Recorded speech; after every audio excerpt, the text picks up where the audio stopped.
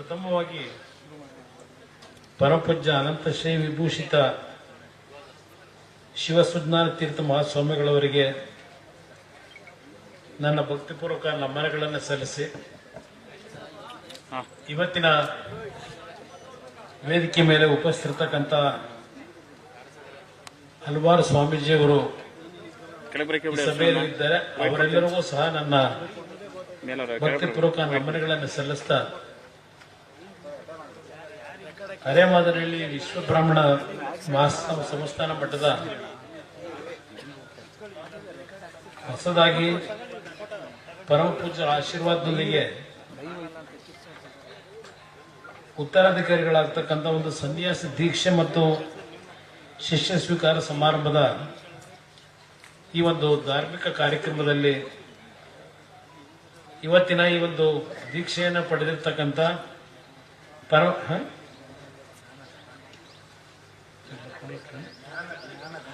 ಜ್ಞಾನಗಣ ವಿದ್ಯಾರ್ಥಿಗಳ ಅವರು ಇವತ್ತೇನು ಈ ಒಂದು ದೀಕ್ಷೆಯನ್ನು ಪಡೆದಿದ್ದಾರೆ. ಅವರ ತಂದೆ ತಾಯಿಯರು ಸಹ ಈ ಕಾರ್ಯಕ್ರಮದಲ್ಲಿ ಭಾಗವಹಿಸಿ ಪರಮಪೂಜ್ಯರ ಮುಂದಿನ ಉತ್ತರಾಧಿಕಾರಿಗಳಾಗಿ ಅವರಿಗೆ ಸಂಪೂರ್ಣವಾದಂತ ಕೈ ಜೋಡಿಸಿ ಒಂದು ಧಾರ್ಮಿಕ ಕಾರ್ಯಕ್ರಮಗಳಲ್ಲಿ ಈ ವಿಶ್ವಕರ್ಮ ಸಮಾಜದ ಏಳಿಗೆಗೆ ಈ ಒಂದು ಮಠದಿಂದ ಪರಮಪೂಜ್ಯರು ಇಲ್ಲಿಯವರೆಗೆ ಯಾವೊಂದು ನಿಸ್ವಾರ್ಥ ಸೇವೆಯನ್ನು ಮಾಡಿದ್ದಾರೆ ಅದನ್ನು ಮುಂದುವರಿಸತಕ್ಕಂಥ ಒಂದು ಜವಾಬ್ದಾರಿಯನ್ನು ಇವತ್ತು ದೀಕ್ಷೆ ಮುಖಾಂತರ ಪಡೆದಿದ್ದಾರೆ. ಇವತ್ತಿನ ಈ ಕಾರ್ಯಕ್ರಮದಲ್ಲಿ ವೇದಿಕೆ ಮೇಲೆ ಹಲವಾರು ಗಣ್ಯರಿದ್ದಾರೆ, ಶಾಸಕ ಮಿತ್ರರಿದ್ದಾರೆ, ಮಠದ ಭಕ್ತರು, ನನ್ನ ತಂದೆ ತಾಯಂದಿರು, ಯುವಕ ಮಿತ್ರರು ಬಹಳ ಜನ ಈ ಒಂದು ಸಭೆಯಲ್ಲಿ ಸೇರಿದ್ದೇವೆ. ಇವತ್ತಿನ ಈ ಒಂದು ಕಾರ್ಯಕ್ರಮ ನಮ್ಮ ಶಾಸಕ ಮಿತ್ರರಾಗಿರ್ತಕ್ಕಂಥ ಮಂಜು ಅವರು ಬರಬೇಕು ಅಂತಕ್ಕಂಥ ಒಂದು ಆಹ್ವಾನ ಏನು ನೀಡಿದ್ರು. ನಾನು ಬೆಳಗ್ಗೆ 7 ಗಂಟೆಗೆ ಬೆಂಗಳೂರು ಬಿಟ್ಟವರು, ಗುಂಡ್ಲುಪೇಟೆಯಲ್ಲಿ ಮೊದಲನೇ ಕಾರ್ಯಕ್ರಮ ಮುಗಿಸಿ ಸಾಲಿಗ್ರಾಮ ಮತ್ತು ಅರ್ಕಲ್ಗುಂಡಲ್ಲಿ ಇದು 3ನೇ ಕಾರ್ಯಕ್ರಮ ಅವ್ರ ಜೊತೆಯಲ್ಲಿ ಭಾಗವಹಿಸಿರ್ತಕ್ಕಂಥದ್ದು. ಪರಮ ಪೂಜ್ಯರು ಹಲವಾರು ವಿಷಯಗಳನ್ನ ಪ್ರಸ್ತಾಪ ಮಾಡಿದ್ದಾರೆ. ವಿಶ್ವಕರ್ಮ ಸಮಾಜ ಈ ದೇಶಕ್ಕೆ ಹಲವಾರು ರೀತಿಯ ಕೊಡುಗೆಗಳನ್ನ ಕೊಟ್ಟಿರ್ತಕ್ಕಂಥದ್ದೇನಿದೆ. ಆದರೆ ಸಮಾಜ ಇವತ್ತು ಬೇರೆ ಹಲವಾರು ಸಮಾಜಗಳಲ್ಲಿ ಇವತ್ತು ಅಭಿವೃದ್ಧಿಯನ್ನು ನಾವೇನು ಕಂಡಿದ್ದೇವೆ, ಆ ಅಭಿವೃದ್ಧಿಯನ್ನು ನಾವು ಕಾಣಲಿಕ್ಕೆ ಸಾಧ್ಯ ಆಗಿಲ್ಲ. ಇನ್ನು ಸರ್ಕಾರದ ಕೆಲಸದಲ್ಲಿ ವಿಶ್ವಕರ್ಮ ಸಮಾಜದ ಸಂಖ್ಯೆ ದೊಡ್ಡ ಮಟ್ಟದಲ್ಲಿ ಇಲ್ಲ. ನಾನು ತಿಳಿದಿರ್ತಕ್ಕಂಥ ಮಾಹಿತಿ ಪ್ರಕಾರ ಇವತ್ತು ಶಿಕ್ಷಣಕ್ಕೆ ಹೆಚ್ಚಿನ ಆದ್ಯತೆಯನ್ನ ನಾವು ಕೊಡಬೇಕು ಅಂತಕ್ಕಂಥದ್ದೇನಿದೆ. ಪರಮಪೂಜ್ಯರು ಈಗ ಆಶೀರ್ವಚನ ನೀಡತಕ್ಕಂಥ ಒಂದು ಹಿನ್ನೆಲೆಯಲ್ಲಿ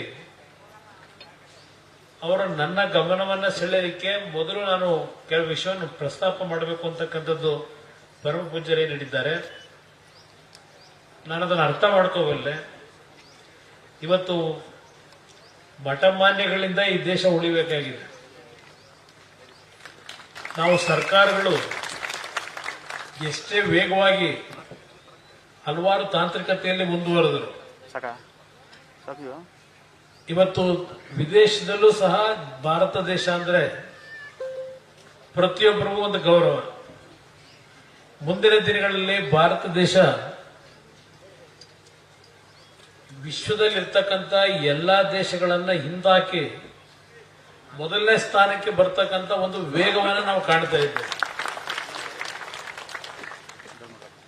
ಆದರೆ ಒಂದು ಕಡೆ ನಮ್ಮ ಮೂಲ ಸಂಸ್ಕೃತಿ ಏನಿದೆ, ಆ ಮೂಲ ಸಂಸ್ಕೃತಿಯನ್ನು ನಾವು ಮರಿತಾ ಇರತಕ್ಕಂಥದ್ದು ಕಾಣ್ತಾ ಇದ್ದೇವೆ. ಇವತ್ತು ಆ ಮೂಲ ಸಂಸ್ಕೃತಿಗಳು ಉಳಿಬೇಕಾದ್ರೆ ಈ ರೀತಿಯ ಒಂದು ಮಠಮಾನ್ಯಗಳ ಪೂಜ್ಯರಿಂದ ಇವತ್ತು ಉಳಿಬೇಕು ಅಂತಕ್ಕಂಥದ್ದು ನನ್ನ ಅಭಿಪ್ರಾಯ. ಇವತ್ತು ನೀವೆಲ್ಲ ನೋಡ್ತಾ ಇದ್ದೀರಿ, ಒಂದು ಕಡೆ 3ನೇ ಸ್ಥಾನಕ್ಕೆ ಹೋಗಿದ್ದೇವೆ, ಆರ್ಥಿಕವಾಗಿ ಶಕ್ತಿ ಬಂದಿದೆ. ಮತ್ತೊಂದು ಕಡೆ ನಮ್ಮ ಸಂಸ್ಕೃತಿ ಅಂತಕ್ಕಂಥದ್ದು ಹಲವಾರು ರೀತಿಯ ದುಃಖವನ್ನು ಉಂಟು ಮಾಡತಕ್ಕಂಥ ಘಟನೆಗಳನ್ನ ಇವತ್ತು ಮಾಧ್ಯಮದಲ್ಲಿ ನೀವೆಲ್ಲ ಕಾಣ್ತಾ ಇದ್ದೀರಿ. ನಾನು ಸೂಕ್ಷ್ಮವಾಗಿ ಹೇಳ್ತಾ ಇದ್ದೇನೆ. ನಮ್ಮ ಮೂಲ ಸಂಸ್ಕೃತಿಯಲ್ಲಿ, ಹಿಂದೂ ಸಂಸ್ಕೃತಿಯಲ್ಲಿ ಇದ್ದಂತ ಆ ಬಾಂಧವ್ಯಗಳು, ಒಂದು ಅನ್ಯೋನ್ಯ ಭಾವನೆಗಳಿಂದ ಬದುಕ್ತಕ್ಕಂಥದ್ದೇನಿತ್ತು ಕುಟುಂಬಗಳಲ್ಲಿ, ಇವತ್ತು ಕುಟುಂಬಗಳಲ್ಲೇ ನಡೀತಿರ್ತಕ್ಕಂಥ ಕೆಲವು ಘಟನೆಗಳನ್ನು ನೋಡಿದಾಗ ನಾನೆಲ್ಲ ಒಂದ್ ಕಡೆ ಹೇಳಿದೆ ಒಂದು ಬಾರಿ, ನಾವು ಚಿಕ್ಕ ಮಕ್ಕಳಿಗೆ ಭಗವದ್ಗೀತೆಯನ್ನ ಕಲಿಸಬೇಕು ಅಂತ ಹೇಳಿ. ಇವತ್ತು ಅನಿವಾರ್ಯ ಇದು ಈ ದೇಶದ ಒಂದು ಉಳಿವಿಗೆ ಅಂತಕ್ಕಂಥದ್ದನ್ನ ಒಂದು ಮಾತು ಹೇಳಲಿಕ್ಕೆ ಕಾರಣ, ನಾನು ಯಾವುದೋ ಒಂದು ಮತ್ತೊಂದು ಸಮಾಜವನ್ನ ನಾನು ಅವರನ್ನ ಕೆಟ್ಟ ದೃಷ್ಟಿಯಲ್ಲಿ ನೋಡಬೇಕು ಅನ್ನೋದಲ್ಲ. ಇವತ್ತು ಬೆಳಗ್ಗೆ ಇತರ ಪತ್ರಿಕೆಗಳಲ್ಲಿ, ಟಿವಿಗಳಲ್ಲಿ ತೋರಿಸ್ತಕ್ಕಂಥ ಆ ದೃಶ್ಯಗಳನ್ನು ನೋಡಿದಾಗ ಮಾನವೀಯತೆ ಇರ್ತಕ್ಕಂಥವ್ರು ಯಾರೋ ಅದನ್ನು ಸಹಿಸ್ಕೊಳ್ಳಿಕ್ಕೆ ಸಾಧ್ಯ ಇಲ್ಲ ಅಂತ ಒಂದು ದಿನಗಳನ್ನು ಕಾಣ್ತಾ ಇದ್ದೆ. ಪರಮ ಪೂಜ್ಯರಿಗೆ ನಾನು ಈ ಸಂದರ್ಭದಲ್ಲಿ ಅವರ ಒಂದು ಹಲವಾರು ಭಾಗದಲ್ಲಿ ಕೈಲಾದ ಮಟ್ಟಿಗೆ ಹಲವಾರು ಮಠಗಳು ದೊಡ್ಡ ಮಟ್ಟದಲ್ಲಿ ಬೆಳೆದಿದ್ದಾರೆ. ಇವತ್ತು ಅವರಿಗೆ ಇರ್ತಕ್ಕಂಥ ಒಂದು